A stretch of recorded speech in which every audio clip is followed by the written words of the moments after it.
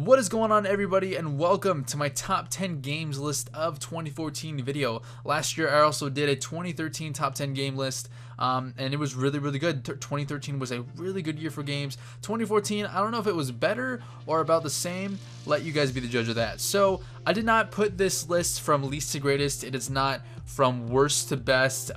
These are just my top 10 games that I thought out of all the games that came out of last year were the best. But the top 3 are probably my most favorite that I've played throughout the whole year. So without further ado, let's get started. Number 10.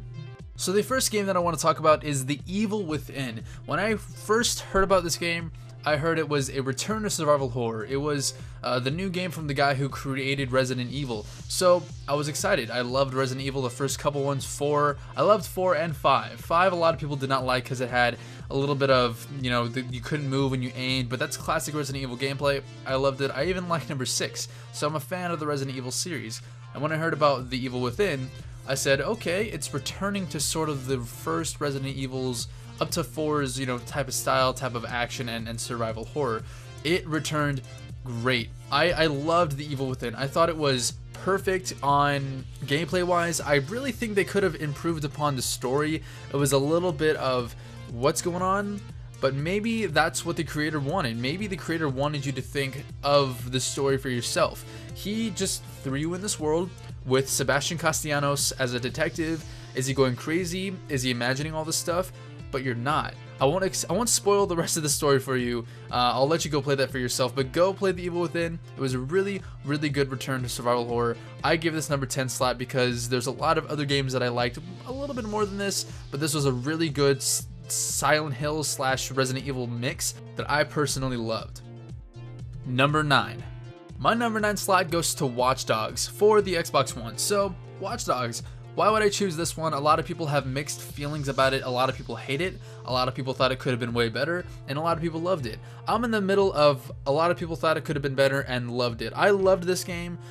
It's actually one of my top 5 game series of all time now. Ubisoft has really they really have cemented into my heart their series. I love Assassin's Creed, I love Splinter Cell, and now I love Watch Dogs. So a lot of people thought Aiden Pierce was a really boring character, like he had no substance to his character at all. There is some truth to that statement, but I also thought that he had a lot of substance. He had a lot of character behind him. A lot of people just looked at the action and his voice and why is he talking like that and why is he doing this stuff for what reason. If you pay attention to his backstory, it does make sense and you do feel for the guy and it does give him weight. So when bad stuff does happen to this guy, you feel like what the hell is happening to him. So I liked him for that reason. The controls for this game were really good. The only thing that could have been tuned a little bit was the driving. I kept crashing over and over. And a lot of people were saying get your driving under control in my comments, but a lot of other people had driving problems too. Combat, the hand-to-hand combat, I thought was really cool. Hopefully they upgrade that in the later series and later installments where you can actually do more than just one button knockout. Hopefully that will improve upon later. The hacking is probably my favorite part of this game. You can hack into people's houses. You can watch them get undressed if you want. You can watch them call people. You can listen to their phone calls. You can Shazam a song and listen to it on your phone for the rest of the game. That is awesome. That's something next gen actually could and was able to do. So that's why I like Watch Dogs. That's why it's on my number 9 spot. Let me know in the comments if you would have put Watch Dogs on your top 10 list at all. Let's continue. Number 8.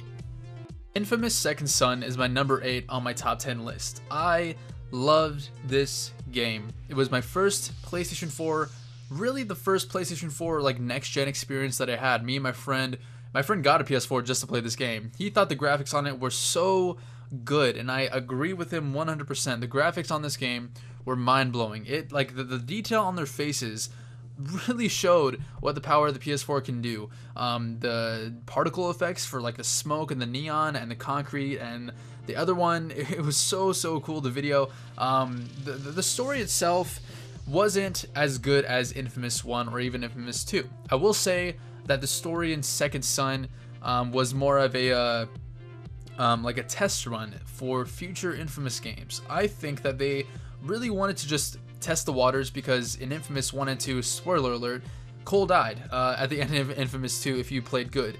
And that's what the story continues off of, the good story from Infamous 2. So Cole died, and now they're just like testing the waters. What can we do? Let's bring in this other guy, Delson Rowe, who has multiple powers. I thought that was cool, him having multiple powers, but he was not overpowered. Cole only had electricity, and then in the second one he can get either fire or ice. So in Infamous, you actually get 4 powers throughout the game, so you're pretty much set as a power level. You have a good arsenal, but here's the thing, you can only use 1 power at a time, which balances it out perfectly. And you can also use the different powers for different situations. I love that. But yeah, a lot of people did not like the story because it was really short. I didn't think it was that short. I thought it was perfect length. They didn't think that it was as good as Infamous 1, true, but I still liked it. I liked it for what it was. Infamous Second Son was awesome. A lot of people still don't know why it's called Second Son. I don't know. My friend doesn't know. We talked about this for like an hour. Why is it called Second Son? Thinking of theories that maybe Cole and Delson are like stepbrothers for some reason. I don't know. Maybe that would be kind of cool. You know, Cole was the first son, Delson's the second son. Anyways, I give Infamous Second Son number 8 on my list. Let's continue. Number 7. Alright, so Far Cry 4 earns the number 7 spot in my list for 2014. I love this game. I went to the midnight launch for it, put it in my system, played it, and I had a blast. The opening cinematic is just ridiculous. The first mission, ridiculous. Everything about this world is just insane. You're thrown into a crazy situation, trying to survive, trying to find out why you're there, and basically turn into this insane killer that you never wanted to be, but you have to in order to survive. It's like basically testing the human element. Can I become this savage in order to survive? Can I kill this many people in order to survive? But in the end, after I kill everyone and survive, what will I become? I like that it makes you think that way, it makes you feel that way. It made you feel that way in Far Cry 3, not so much in 4, but still. Pagan Min, the evil guy, the evil main bad dude in Far Cry 4 is very smart and evil. I love smart villains. They become the most hated out there because they're so smart and they think like 12 steps ahead of you, and they know what you're gonna do before you do it, and they already made precautions to stop you. I love villains that do that because it brings a new level to that character that couldn't been accomplished in a TV show or a movie. Not to mention the co-op online. I thought co-op online was fantastic. It is the complete open world. You cannot do story missions, which kind of sucks, but you can liberate places and take over outposts, which is pretty freaking awesome. And my favorite weapon in this game is the bow. It makes me feel like a badass. I feel like Arrow, you know, going around the island that he was trapped on, killing people. That's my favorite thing, the crossbow and the bow and arrow. But the bow and arrow still has a place in my heart. And I still have a lot to play for Far Cry 4, so stay tuned for that on my channel. I'll be uploading some of that later, but let's move on with the list. Number 6. Number 6 goes to Dragon Age Inquisition. I have so much to do on this game still. It is ridiculous. I have only scratched the story, the surface of this game. There's so much gear, there's so much places to explore and people to meet, things to do, quests to complete, lots and lots of stuff to do in this game. The multiplayer is pretty fun too. It's a little bit hard to get used to, but once you get used to it, you'll kick butt. But the story is what shines in this game. BioWare has crafted a really awesome story, and BioWare, we know them from Mass Effect, that amazing game series. Cannot wait for the next one, and Knights of the Old Republic. So they have, cemented themselves in video game history as the masters of storytelling, and Dragon Age is no different from that. I love going around Ferelden. I love going throughout the lands with my crew, fighting different enemies, closing breaches, and it's basically like just an over 100-hour long story of the Lord of the Rings, or like Skyrim. One of those fantasy epics that you love to watch is in the palm of your hand. So that's why I give this number 6 slot. Like I said, I still have a lot to do. There's so much to do in Dragon Age, it's ridiculous. So let's continue. Number 5. At the halfway mark, so now number 5 goes to Sunset Overdrive. That is the number 5 on my list. I love this game. It is so much fun. The weapons are ridiculous and super funny. The character customization is great. You can change from a girl to a boy whenever you want. In one cutscene, you can be a guy, the other a girl. You can wear like pony heads. You can wear different like skirts and sneakers and boots. You can customize the crap out of your person. The factions in this game are hilarious. Also, the Girl Scouts, the Boy Scouts, the pirates. The muscle meathead guys. It's funny and fantastic. The cheerleaders. Who else? The world itself is humongous. It is freaking huge. I was gliding across the monorail, just like grinding across it, and I was like in awe and how huge this world is. I didn't think it was gonna be that big, but it is pretty freaking big. The infected are everywhere in this game. You have to watch your back, even on the rails. They'll chase you around, kill you, hunt you down, and there's different infected for every situation. You know, there's a spawner where it spawns constant infected. There's ones that turn you to ice that can kill you if you get close to it. So there's a lot of interesting factors about this game that all mesh into like this ridiculous pot of Sunset Overdrive. It is like all the games that you played in the 1990s and early 2000s, and they just threw it into a cauldron, mixed it all together, and gave you a drink and said, "This is Sunset Overdrive. Have a good time." So yeah, this game is hilarious. It is fun. The story, I don't know what the story is so far, but that's okay because this game is just pure fun, and that's what games are supposed to be. So let's move on. Number 4. The number 4 spot gets taken by Dark Souls 2. Dark Souls 2 was one of the most crazy games that I've played this year. It made me scream, it made me cower in fear, but it also brought a huge smile to my face because I love this game series. I was afraid of playing Dark Souls when I first started it. I'm like, why is this game so hard? I don't want to play it. But as soon as I got the boss moves down and I got some awesome gear, I was addicted. I thought that this game, well, the first one also, I thought that Dark Souls 2 was just so addictive, and it's full of adventure. It really is. Even though this game is so simple, but also it has this huge epic scale that you just don't see until you open your eyes and start reading like the descriptions from the items that you pick up and meeting the people that you talk to and fighting people too. It really opens your eyes up to this huge world that you're set in, that you're thrown into. And the bosses that you fight are just terrifying. They're just huge, hulking, skyscraper-sized bosses, and you're like a size of an ant. How the hell am I gonna kill this boss? That's what's going through your brain. I love Dark Souls 2. The online is some of the best I've played in my entire life. That and Dark Souls 1. The Dark Souls series, the whole sort of Souls series is amazing. The multiplayer is great. You can invade, you can get invaded. You can have all of your souls, which is your currency in this game, 30,000 souls, and you're like, yes, I'm gonna go upgrade my weapon. Someone invades your game, and they're way higher level than you.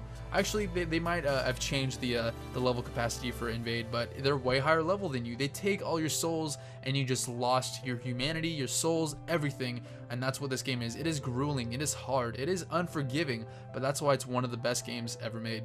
Let's continue. Number 3. Middle-earth: Shadow of Mordor grabs the number 3 spot. Very, very good. I loved this game. I thought this game, I was a little worried about it. I didn't know who Monolith was. I didn't know why they were making this game. But sooner or later, after I played it, I loved it. It was so good. The combat was great. The visuals were awesome. The story was really, really good too. A lot of people were complaining on, why is this story made? It's not a part of the Tolkien universe. It's just a cash cow. True, but at the same time, it made enough sense to probably be a part of the Tolkien universe. You know, J.R. Tolkien, he died before his time, and he made a lot of backstory. He made thousands of years of backstory for the Lord of the Rings mythos. Like, he thought of it all. I don't know how he did it, and all of that backstory, that past, is in the books. It's in there, but they never really explored Celebrimbor, who was the maker of the One Ring. Well, he made the Rings of Power. He didn't make the One Ring. Sauron did, but he helped Sauron make it.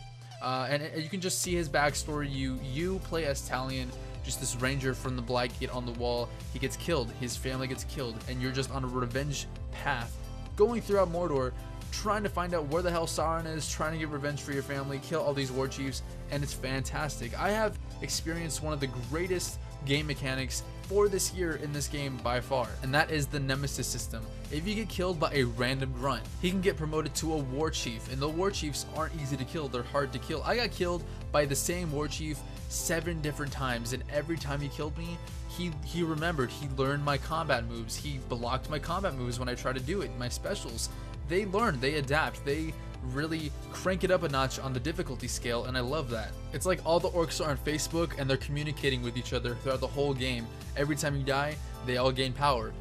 You can also go and try to kill someone burn them, and they'll be burned on the side of their face. The next time you come and try to kill them, they'll remember that you did that. And I thought that was so unique and cool. I was worried that it wasn't gonna go great, but I was completely wrong. I am so glad that I played this game. I really hope they make a sequel. With the end, it sort of sounds like they will have a sequel on their hands, so stay tuned for that. I cannot wait. But yes, I gave that game an 8.5 out of 10. It was so good. But let's continue along with the list. Number 2. My number 2 slot goes to Alien Isolation, and I was very shocked that this game did so well in my perspective. I thought this game was a little off when I saw the review scores. I saw that on IGN, it got like a 6.5, a 6, but on Metacritic it got like an 8.5. I was like, okay, so some people hate it, some people like it. It is for Alien fans, by Alien fans. I thought this game was so good. Everything about it's great. You know, there's no insanely game-killing bugs. The story's great, the combat's great, the gameplay is great. Everything about it is perfect. I love this game. It really throws you into the world of Wayland Utoni, of Amanda Ripley, and you know, the Nostromo, the derelict that you find on the barren wasteland of a planet, and that was an insane part in the game. I won't spoil it, but there is just, oh my gosh, it is mind-blowing. It is so good. If you're a fan of Alien, go get this game. The stealth combat from when you're fighting against the alien, hiding against cyborgs, humans, the alien itself it's nuts. It's so scary. It's so heart pumping. You're hiding under like a gurney, and you're praying to God that this alien will not find you. And as soon as it brushes its tail against your legs, you're just scared. You're like, oh my God, it's gonna get me. It really makes your heart pump. And there's really intense moments in this game too. There are a lot of moments I jumped, a lot of moments I was scared to go down that hall because I don't know what I'm going to find down there. And there's also other enemies, like I said, the cyborgs, which are terrifying, than the humans. And this game's length is actually really pretty long. It's like more than 15 hours long, and a lot of people were not liking that. They said it was kind of boring and, you know, blah blah blah. But I'm a huge fan of Alien. I loved it. Give me more hours. I don't care. I'll play it as long as I can. I loved it. And also the side story mission was also pretty good too. The visuals of this game, really good. It also came with a small side like survival horde mode that you can also do and see how long you survive against the alien. But that's about it. Alien gets a 9.5 out of 10 in my book. I almost gave this a 10. I almost made this my number 1, but my number 1 slot even went to a better game in my opinion. So let's move on. Number 1 slot, here it is. Number 1. And my number 1 game of 2014 is The Walking Dead Season 2 from Telltale Games. I had a really hard choice choosing Alien Isolation and The Walking Dead Season 2. I was just like, what should I choose? What game is the more memorable? Walking Dead. Like, to me, I am a huge fan of The Walking Dead. I love the show, I love the comic book, and I love the video game series. And I was really looking forward to Season 2, and it was amazing. I did a giveaway on Season 2, and congratulations to everyone on that. But yes, this game series is so good, and it left off with such a huge cliffhanger at the end. I don't even know what my story is gonna be when Season 3 rolls around. I'm like shocked. I'm like really wanting to know what's gonna happen, but something crazy is gonna happen. I know that. So we continue along with Clementine in the zombie apocalypse wasteland that is The Walking Dead, and we just have to survive. From the first scene in this game, it is sad. It is 100% sad. You understand what world you are in from episode 1. 2, 3, 4, and 5, the season finale, all of it was insane. People die. People make decisions that they really wouldn't make in other words or in other situations because they have to survive. This game is 100% about survival. Do what you gotta do to survive. If that means killing your best friend in order to escape a zombie horde so they can eat him and you can get away, do it. If you have to hoard food, wait for other people to starve and feed yourself, do it. Like, this world is harsh. The Walking Dead world is so harsh, and you cannot have any mistakes in this world or else you're gonna die. And that's why I like this game, because Clementine, you make the choice. You know, you make the choice, you suffer the consequence, and you shape your story across seasons of games. You know, season 1 brought over to season 2. You know, the huge decisions that you made in season 1 went back and really cemented what the world was going to be like in number 2. And I cannot wait to see what season 3 is going to do. It is so good. That's why I love Telltale's games now. They have such good games. The Walking Dead is amazing. The Game of Thrones game is amazing. You know, they're becoming one of my favorite game companies out there. You know, the Wolf Among Us was also really good. But I had to choose Walking Dead for my first spot. I just had to. So thank you so much for watching, everybody. That is my top 10 games of this year. But I'm actually going to have some honorable mentions right now. So here we go. I wanted to put this in here, but I didn't have any room for it because it really doesn't count as a game. It's more of a demo. PT, the demo for PlayStation 4, it is, oh my god, how can I explain this? It is terrifying. It is so freaking terrifying. I did not expect it to be that crazy. It is literally 2 corridors. That's it. And it's one of the most scariest games I've ever freaking played. So scary. Go play it. It's free right now. It is the Silent Hills like playable teaser demo sort of thing. It is ridiculous. It is so good. Hideo Kojima, I cannot wait for you to have your mark on Silent Hill and me get this freaking crap scared out of me. And the next game that I want to have an honorable mention is The Wolf Among Us. So fun. The Wolf Among Us, so freaking fun. I loved this game. It was also another game from Telltale. It was also another comic book from Vertigo Comics from Fables. And it was really good. You play as Bigby Wolf. You know, you're the sheriff of Fabletown, and you're trying to figure out who is killing these women, who are killing them. And then you find out at the end, and it's a huge shocker. And that's why I like Telltale, because they are masters of storytelling as well. So that is my honorable mentions, you know, PT and The Wolf Among Us, and that is about it. Thank you so much for watching, everyone who watched this video. It means the world to me. Let me know in the comments if you liked it, and if you did, hit like and subscribe for more gameplay videos and lots more gameplay as I upload them. I cannot wait to see what 2015 has in store, and I might make a 2015 or top 10 games that I'm looking forward to in 2015. I will see you guys next time. Once again, thanks for watching. Peace.